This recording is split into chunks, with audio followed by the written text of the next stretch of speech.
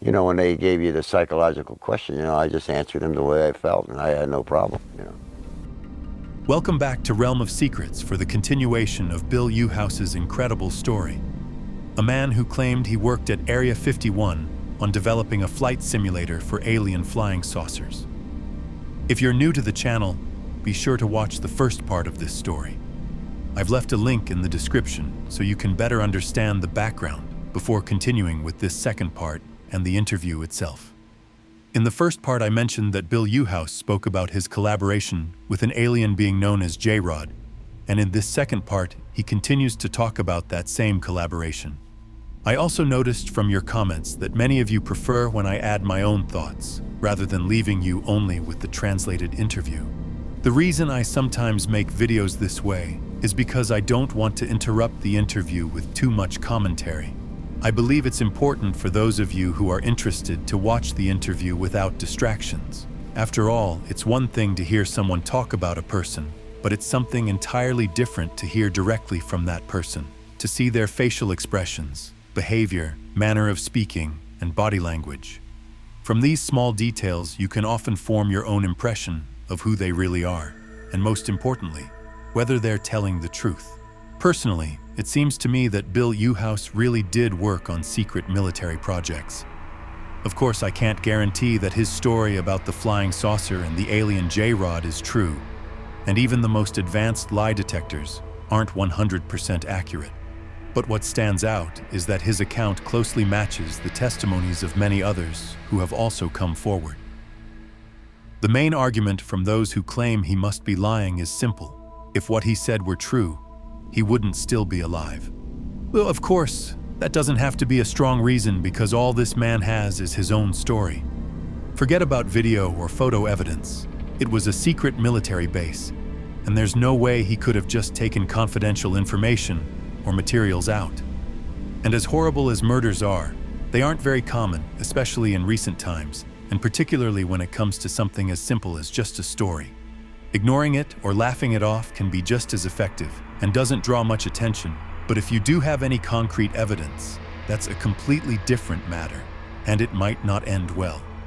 On this channel, I haven't even begun to seriously discuss how many researchers and witnesses have been killed, disappeared, or sadly died under suspicious circumstances, including suicides and strange accidents. Soon I'll be publishing many more videos with testimonies from people who have truly incredible stories of what happened to them. So if you haven't subscribed yet, make sure you do because you'll be surprised by what's coming. Until then, sit back and enjoy the continuation of the second part of the interview and the fascinating stories of Bill Uhouse. We had a long period of introduction into meeting, you know, say an EVE, an alien. And I called him JRod, of course that's what they called him, but that wasn't his, you know, I don't know if that was his real name or not, but that's the name that the linguist gave him, you know, so he knew JRod, you know. And I did draw a sketch of him when he was, before I left him in a meeting, but, and I provided it to some people, but that was my impression of what I saw. How much individual contact did you have with him? Oh, he used to come in with Teller and some of the other guys occasionally on questions that maybe we'd have, you know. But you got to understand that everything was, you know, specific to the group. If it wasn't specific to the group, you couldn't talk about it. Mm-hmm. You know, so. Need to know. Need to know. Yeah. And, you know, and he would talk, but he'd sound just like, if you spoke, he'd sound like you. You know, he's like one of the, you know, a parrot, you know, but he'd try and answer your question, you know. A lot of times you'd have a hard time understanding, you know, because if you didn't put it on paper and explain yourself, half the time he couldn't give you a good answer. When you said there was a long build-up to actually meeting this person, what was the preparation like before you actually had a chance to have personal contact?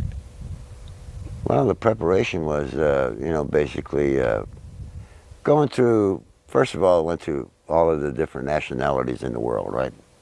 Just, you know, whatever, you know. Human nationalities. Yeah, human nationalities, you know. Then they got into going into other forms of life, you know, even down to, you know, animals and that type of thing.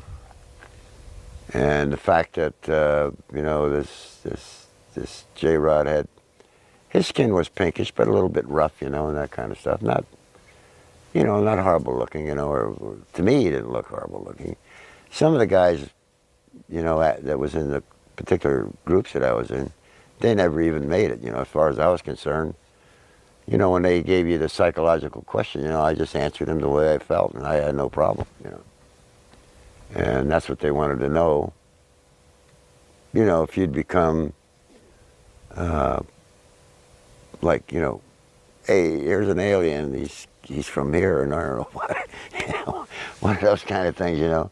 But it never bothered me, you know, it didn't amount to much. So what kind, you know what kind of scientific advice he would give the crew that was building or back engineering these? Basically, it was only engineering advice or science advice. You know, say for example, I performed the calculation, and there's I spoke of a book that, it's not a book, it's a big assembly of various different divisions of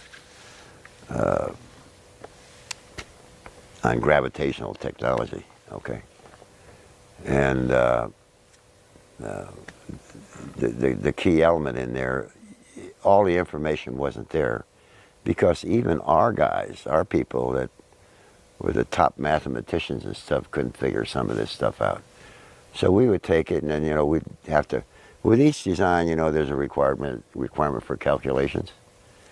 And we'd have to prove by calculations, you know, that this thing's going to operate. No different than anything else we do. And sometimes you get into a spot where you try and try and try, and even if you use the formulas to come up with this thing that they provide you, it wouldn't work. And that's where he'd come in, you know, to tell him to look at this and see what we did wrong. So you really never knew how many we had. The last 40 years or so, or 60 years, maybe there's, I'd say 40 years anyway, not counting the simulators, I'm talking about actual craft, there's probably maybe 2 or 3 dozen, various different sizes. That we've built? Or that we have that we built. Okay. I don't know much about the ones that, you know, that they brought here. I know about that one out of Kingman, but that's about it.